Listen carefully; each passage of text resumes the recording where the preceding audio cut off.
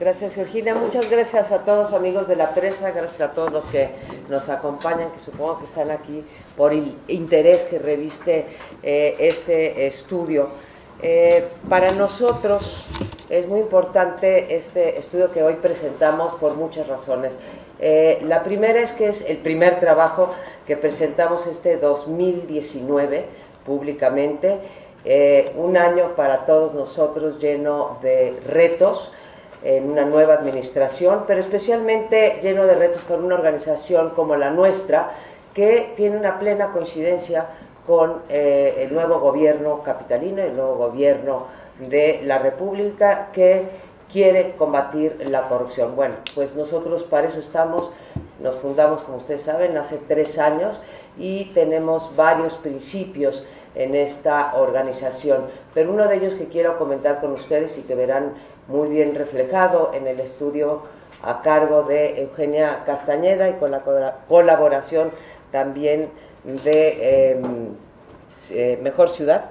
Te felicitamos de entrada, Eugenia, realmente es un gran trabajo, no lo tengo que decir yo, lo dirá el público que nos está escuchando, pero nosotros siempre presentamos nuestros estudios con un diagnóstico, pero también con una alternativa de solución. Desde luego, desde nuestra perspectiva, son alternativas de solución que van al corazón del problema que queremos atacar, que es el de la corrupción y la impunidad, y en ese sentido trabajamos en la misma dirección o tenemos los mismos objetivos.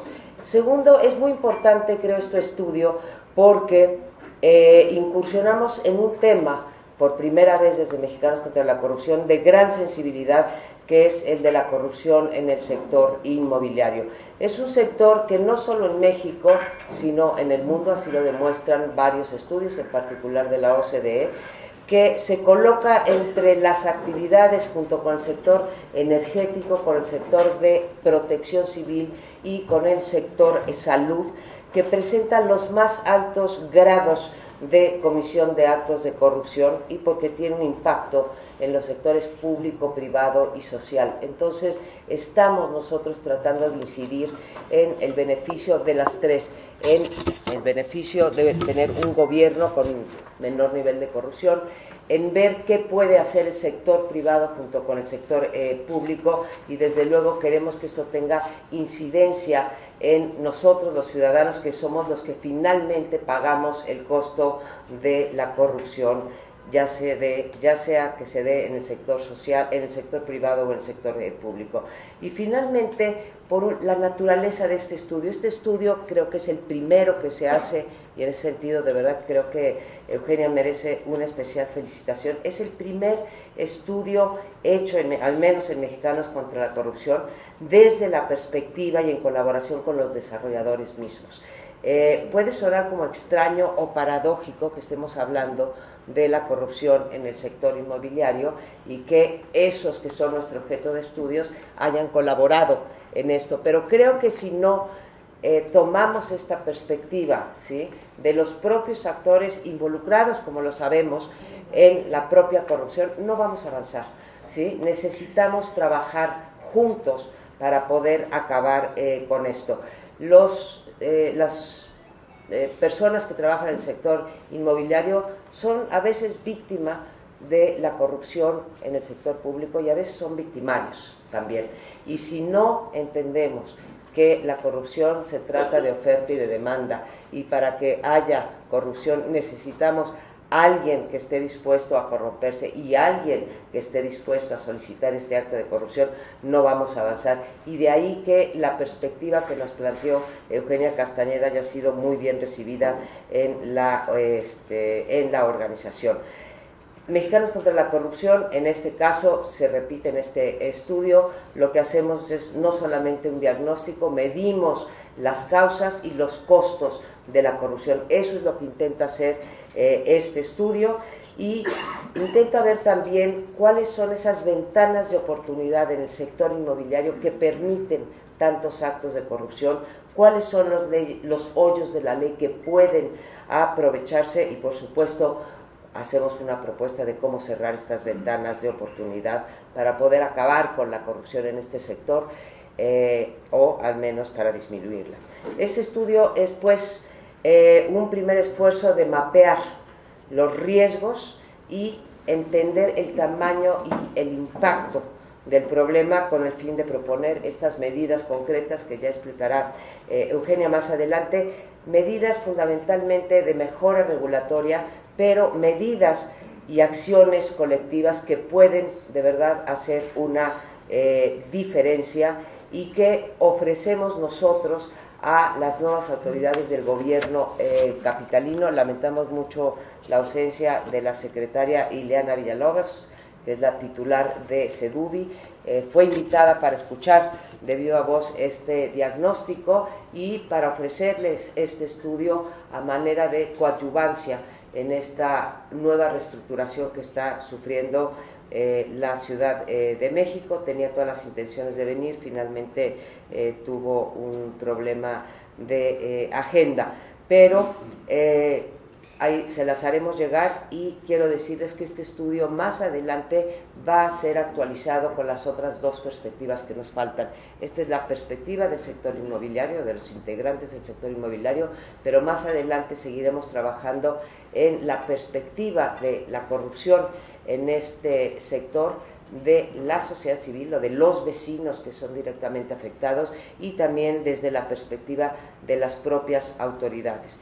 Es una investigación, como lo van a ver, cualitativa, que está basada en 3 herramientas también novedosas. Son entrevistas presenciales a los propios desarrolladores, talleres que llevamos a cabo con ellos y encuestas en línea a una muestra representativa de 45 desarrolladores.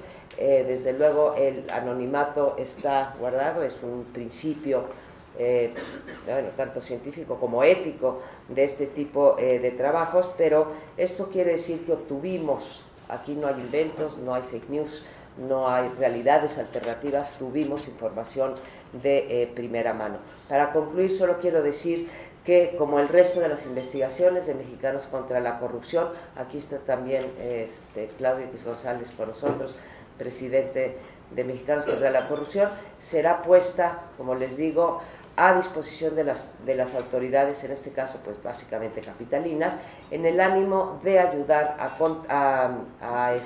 concretar o a contribuir a uno de los objetivos centrales o a algunos de los objetivos centrales de esta administración, que 1, quiere combatir la corrupción, 2, está consciente de que el sector inmobiliario es un sector clave para el desarrollo económico de la ciudad, y 3, y que también está consciente, y así lo ha expresado, que obras construidas con integridad se traducen no solamente en una ciudad ordenada en la que prevalece el Estado de Derecho, en un sentimiento de bienestar para la población y sobre todo en precios más baratos para todos los que habitamos esta ciudad.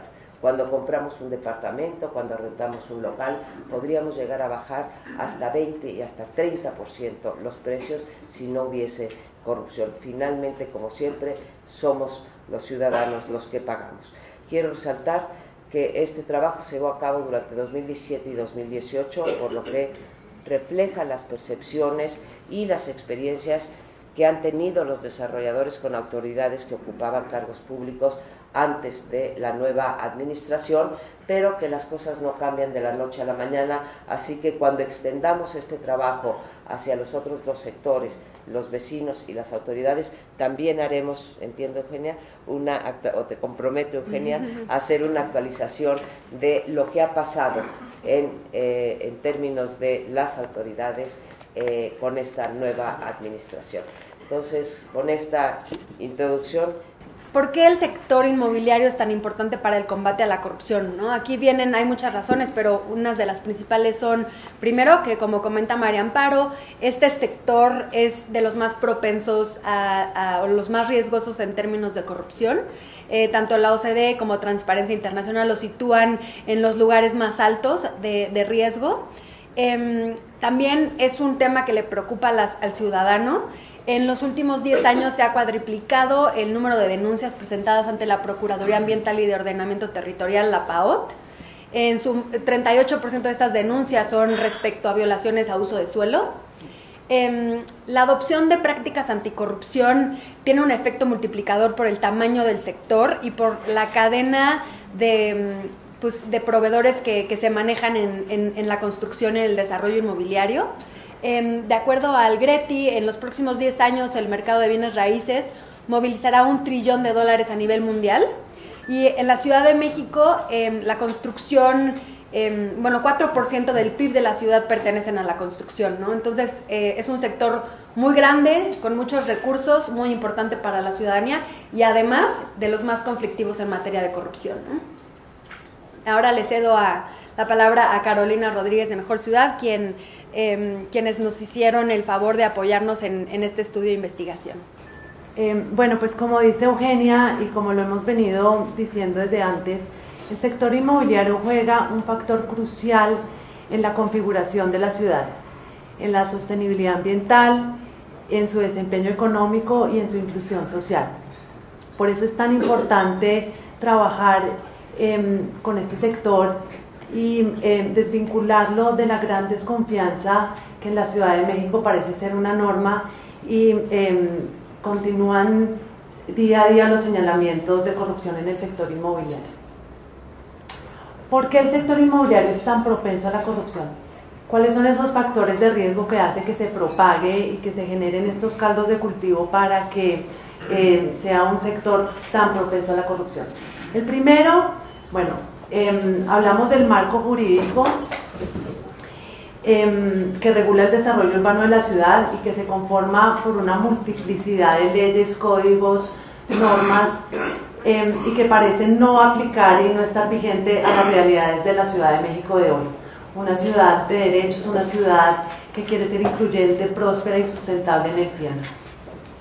Y en lugar de que estas normas se actualicen y se armonicen entre sí, se generan otras nuevas, como las normas generales de ordenamiento, como los sistemas de actuación por cooperación, los famosos ACT, que hacen que se generen más complejidades, que se genere un ambiente de mayor desconfianza y que abra las oportunidades a nuevas formas de corrupción. Lo que queremos es una mayor simplicidad y una mayor modernización en la administración y en el ordenamiento de nuestra ciudad. En segundo lugar, vemos una participación de múltiples actores muy poco coordinados, una multiplicidad de actores en donde hay una multiplicación en las oportunidades de generar actos de corrupción y donde se propaga la ineficiencia y la falta de control y de coordinación entre ellos. Tercero, aplicación de criterios discrecionales por parte de las autoridades, y aquí vemos una multiplicidad de vacíos legales y de ambigüedades entre las leyes que operan, que parece que no fuéramos capaces de poder cumplir todas las leyes sin romper unas de lo que se contraponen unas con otras. Los desarrolladores se quejan de la falta de conocimientos técnicos que hay en la que hoy son las alcaldías. Este estudio, recordemos que se hizo en el 2017-2018, eran delegaciones en su momento, pero parece que hay vacíos técnicos y académicos dentro de las organizaciones de control. Y en quinto lugar, vemos una excesiva interacción presencial. Al día de hoy, ninguno de los trámites relacionados al desarrollo inmobiliario puede hacerse en línea. A mayor interacción presencial, mayor riesgo de que haya corrupción. Necesitamos modernizar administrativamente los procesos y trámites. Bueno, empecemos a hablar un poco de los resultados relevantes. En la primera serie de interacciones que tuvimos con los desarrolladores, les preguntamos cuáles son las formas comunes en las que se presenta la corrupción. Y nos dieron diferentes ejemplos muy cotidianos y del día a día de cómo se presenta la corrupción. Te piden trailers de víveres, te piden demoler alguna de las viviendas dañadas por el sismo, te solicitan arreglar un parque y ponerle luminarias, boletas para la Fórmula 1. Bueno, algunos te piden cuotas y tasas en particulares por cada metro cuadrado o por cada departamento que construyas. Solicitan que realices alguna obra y te dicen exactamente qué contratista utilizar. Te solicitan departamentos. Estos son algunos ejemplos, hay muchos otros, pero estos los traemos a colación porque son algunos de los más comunes y los más recurrentes en todos. Y aquí, digamos que este fue el gran primer hallazgo, porque nos dimos cuenta que este tipo de peticiones se ha normalizado dentro del sector y dentro de los actores, dentro de los desarrolladores, y vemos una normalización en la corrupción. Vemos que claramente personas que lo vemos desde afuera nos damos cuenta que son actos de corrupción y que no hacen parte de la legalidad de un sector y de un mercado, pero que se han empezado a normalizar. Entonces, en una segunda interacción con los desarrolladores, les pedimos que hicieran el ejercicio de decirnos cómo califican cada una de las acciones y cada una de las peticiones que miramos anteriormente. Y aquí encontramos un resultado también muy interesante. El 56% de los encuestados dice que es una extorsión injustificada, pero el 46% de los encuestados justifica parcial o totalmente estas conductas. Es decir, 46% de los encuestados piensa que no está haciendo algo mal y que no está incurriendo en un delito grave. No podemos pensar que un acto de corrupción genere beneficios sociales si no incurrimos en ninguna falta, por ejemplo, ¿no? Bueno, y esto tiene otros factores. Cuando un desarrollador y un funcionario público se encuentran y se empiezan a hacer favores, esto empieza a generar unas cadenas de reciprocidad y una relación que muy seguramente va a terminar en un acto más agudo y más complicado de corrupción adelante, ¿no? Entonces, lo primero que queremos señalar es que el sector inmobiliario tiene que desnormalizar la corrupción adentro de sus prácticas. Hablemos de algunos datos duros que salieron del estudio. El 94% de los entrevistados han sido víctimas de extorsión. 94% de los entrevistados han sido víctimas de corrupción. De estas cifras vemos que solamente el 36% denuncia y el 42% de los entrevistados no denuncia porque no creen las autoridades. Bueno, más resultados relevantes. En la percepción de corrupción de autoridades, les preguntamos a los entrevistados que calificaran de 0 a 5, en donde 5 son los más corruptos, 0 los menos corruptos, cuáles son las autoridades más corruptas. Y los resultados son muy claros. Las autoridades delegacionales y los municipios son los más corruptos, con un 4.4. Le siguen el INVEA con 3.8, la Policía Nacional con 3.8, los sistemas de organismos de agua, las Secretarías de Desarrollo Urbano y Vivienda, los registros públicos de la propiedad, Secretaría de Medio Ambiente y la Comisión Federal de Electricidad. Ya después quisimos ahondar y profundizar más en el resultado de las autoridades delegacionales y los municipios, y obtuvimos estos resultados. En una escala de 0 a 5, en donde 5 son las autoridades más corruptas, le preguntamos a los desarrolladores cuáles eran las delegaciones más corruptas, y estos son los resultados. Gustavo Madero 5, Álvaro Obregón 4.8, Coajimalpa 4.5, Benito Juárez 4.3, Azcapotzalco 4, Coyoacán 4, Cuauhtémoc 3.8, Venustiano Carranza 3.5 y Miguel Hidalgo 2.1.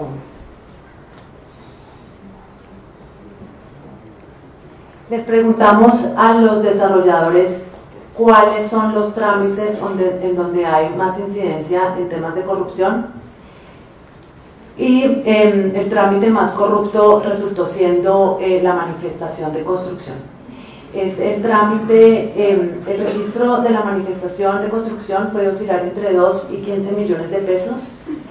Las delegaciones tasan los proyectos en hasta 30.000 pesos por unidad construida, y es posible perder entre 1 y 2 años tratando de liberar la manifestación de construcción.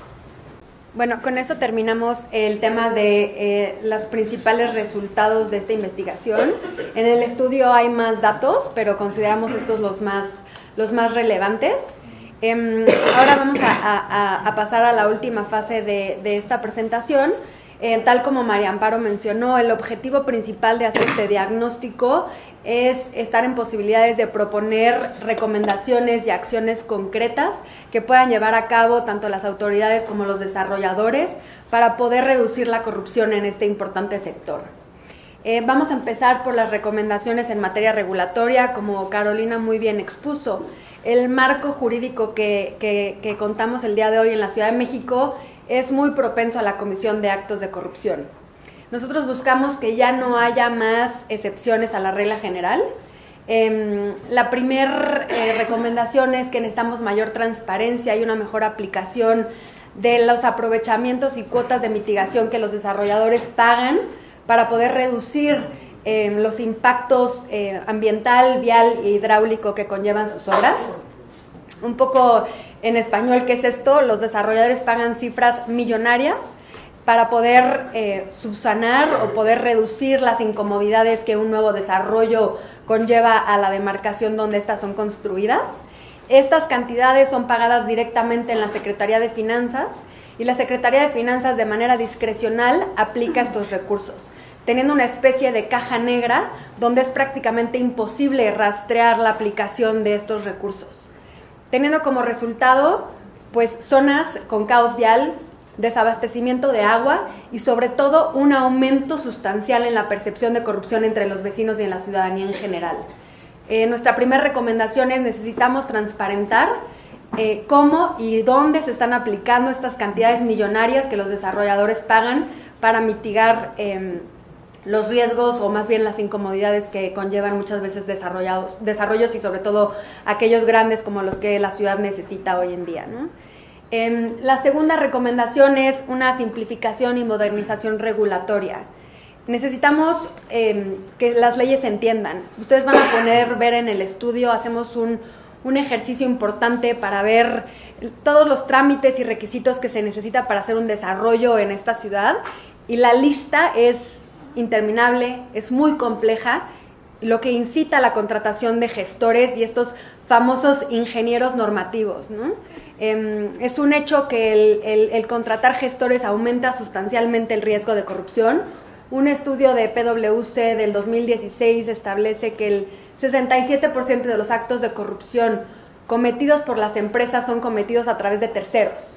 Entonces, entendiblemente los desarrolladores contratan gestores para eficientar su tiempo y poder sacar sus trámites de lo complicados que son, ¿no? Regresamos al punto: necesitamos menos excepciones a la regla general para tener una mayor claridad. Necesitamos programas de desarrollo que se adapten a las realidades de nuestra ciudad. Y al mismo tiempo necesitamos también que más trámites se puedan hacer en línea, precisamente para lo que Carolina comentó, reducir la interacción presencial entre autoridades y desarrolladores. Aplaudimos la iniciativa del gobierno de la ciudad de instaurar la Agencia de Innovación Digital. Le deseamos la mayor de las suertes y la disposición para trabajar juntos, de tal manera que sí podamos llegar a tener un sistema más moderno y una regulación más moderna, ¿no? Que tenga como efecto la reducción de corrupción. Finalmente, proponemos la delegación de trámites a terceros autorizados con suficientes conocimientos técnicos. Esta figura de delegar el tecnicismo a terceros que no necesariamente son funcionarios públicos ha sido una figura y una práctica muy exitosa en varios países. Uno de los ejemplos más emblemáticos es Colombia, con los curadores urbanos. Esta figura se instauró en 1997 como una medida para reducir la corrupción en el país y ha sido muy exitosa. Estos particulares son dotados de función pública suficiente para poder analizar y ellos mismos expedir permisos y licencias. En México tenemos un antecedente de esto que es el visado, que más adelante vamos a poder platicar un poquito más al respecto, ¿no? Bueno, estas son las principales recomendaciones que nosotros hacemos a las autoridades en cuanto a mejora regulatoria. Ahora vamos a pasar a las recomendaciones en el sector privado. Como María Amparo también comentó, nosotros vemos el problema de la corrupción en el sector inmobiliario con dos responsables, desarrolladores y autoridades. Esto no quiere decir que no existan desarrolladores comprometidos con la legalidad y que estén buscando operar y construir de manera íntegra. Es por eso que nosotros recogimos estas voces y este llamado que continuamente recibimos en Mexicanos contra la Corrupción y proponemos una serie de acciones colectivas que, de acuerdo a nuestro estudio, podrían ser viables considerando los retos y la forma de este problema en el sector. A modo de contexto, las acciones colectivas son una figura que ha sido impulsada por la ONU en los últimos años como una medida de reducir la corrupción, sobre todo en países donde las instituciones de impartición de justicia no son suficientemente sólidas. El concepto es el siguiente: competidores y actores clave en un sector se ponen de acuerdo para llevar a cabo ciertas acciones o compromisos que vayan a tener como efecto una reducción en la corrupción y una mayor libertad en la competencia, obviamente siempre cuidando que se cumplan y no se violen las leyes de competencia económica. Derivado de nuestro estudio, podemos llegar a la conclusión que estas 5 acciones colectivas son las más viables para que sean implementadas entre los desarrolladores. La primera es la denuncia colectiva, ¿no? Aprendimos 2 cosas derivado de este estudio. Una, que es muy complicado para los desarrolladores denunciar de manera individual extorsiones. Los costos son altísimos, les llegan a parar sus obras hasta de manera indefinida y son muy pocos los desarrolladores que pueden exponerse de esa manera. Otra cosa que aprendimos es que las experiencias de corrupción y de extorsión son experiencias compartidas. Normalmente les piden las mismas cosas en los mismos trámites. Es por lo mismo que pedimos que se comuniquen y que entre todos puedan darle más fuerza y valor a una denuncia y de esa manera, si van en una denuncia colectiva, se pueden sentir mucho más protegidos, ¿no? En segundo lugar, proponemos una plataforma de transparencia. La transparencia es el primer paso para el combate a la corrupción. Existe mucha opacidad todavía en este tema.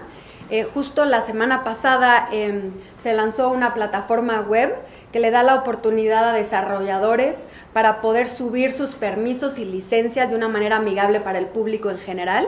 Esta plataforma se llama Desarrollador Confiable y la dirección es www.desarrolladorconfiable.mx.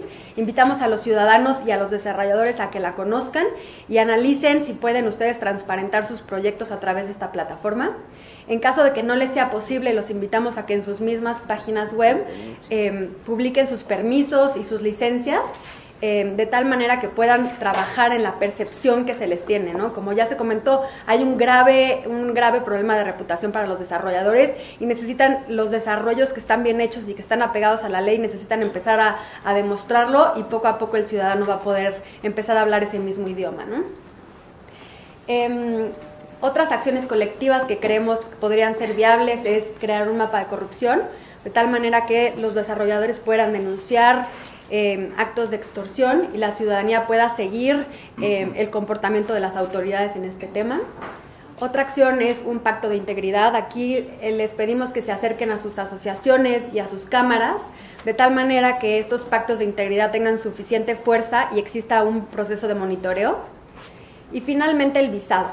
El visado es una organización que se creó en el 2015. Participaron varias personas de diferentes índoles. Hay arquitectos, urbanistas, ingenieros que son expertos en materia de desarrollo urbano y lo que hacen es que ellos analizan y estudian las manifestaciones de construcción, blindando de cierta manera la viabilidad técnica y legal de los proyectos. Entonces la invitación es a los desarrolladores que pasen sus proyectos a través de esta figura que creemos tiene mucho potencial de ser una muy buena práctica, y al mismo tiempo solicitarles a las autoridades que den por bueno este sello y puedan eficientar el registro de la manifestación de construcción, que como ya Carolina nos comentó, es el trámite más problemático en temas de corrupción. Es tonto que por parte de nuestras autoridades, que hasta ellos mismos arriesgan a la gente que al final del día con sus impuestos es con lo que les pagan, o sea, no tiene sentido lo que hacen. Y en realidad no se enfocan al objetivo primordial, que es que de alguna manera los damnificados puedan rehacer su vida. Estamos a casi un año, dime qué edificio se ha reconstruido ahorita. Soy Francisco Sarasúa. Me llamo Alejandra Castillo. Yo vivía en Zapata 56. En el departamento 104. En la delegación Benito Juárez. El temblor me agarró a mí en el comedor de mi trabajo. Un vecino venía camino al edificio, entonces fue cuando mandó un mensaje de se cayó el edificio. Nos enteramos que no habían salido 2 personas. Al final lograron encontrar el departamento 404, que es donde estaban estas señoras. Y pues fue sorprendente porque el 404 estaba a la altura de nuestro departamento, o sea, el 4.º piso quedó a la altura de la planta baja, del primer piso. Nos enteramos el jueves en la mañana que como a las 8 o 9 pues ya habían encontrado los cuerpos de las 2 personas. No tiene sentido que un edificio se caiga como si hubieran pasado un cuchillo literalmente y se haya caído una parte. Es un departamento nuevo, es un edificio nuevo y se supone que cumple con todas las normas. Es muy fácil empezar a sospechar que las cosas están mal hechas, ¿no? Y empiezas a cuestionarte quiénes son realmente los responsables de haber hecho las cosas como las hicieron. Digo, obviamente en primer lugar es la constructora, porque ellos son los que ejecutan como tal la construcción. La delegación argumentó desde ese momento que ellos no revisan las obras. Ellos no tienen responsabilidad de revisar las obras. Esos son los DROs. Y que la delegación solo firma de buena fe, según lo que le diga el DRO.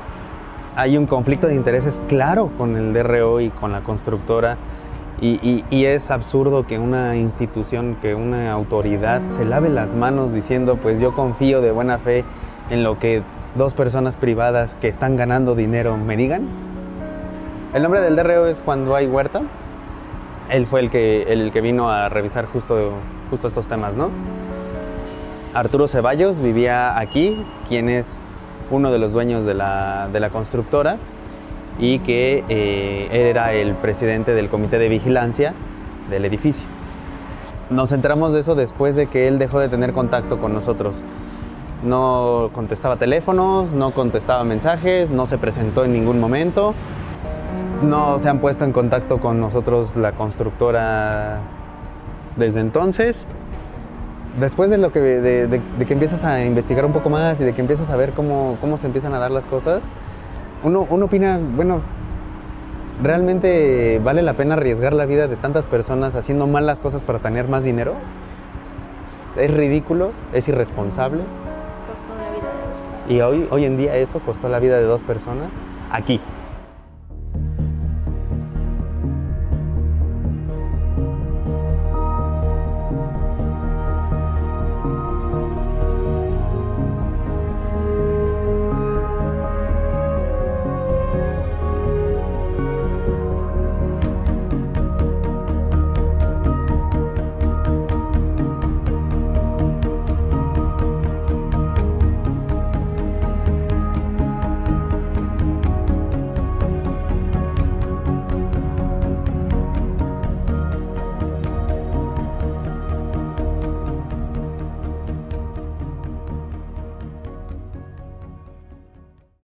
Este video que acabamos de presentar es una pequeñísima muestra de un gran trabajo que hizo la Unidad de Periodismo de Investigación de Mexicanos contra la Corrupción, y que fue presentado en el aniversario de El Sismo. Este es solo uno de los testimonios se recabaron testimonios de literalmente cientos de personas y lo que encontramos fueron las mismas irregularidades. Por eso manteníamos en ese estudio, y sí, realmente fue una cosa que caló, donde decíamos la corrupción mata, ¿sí?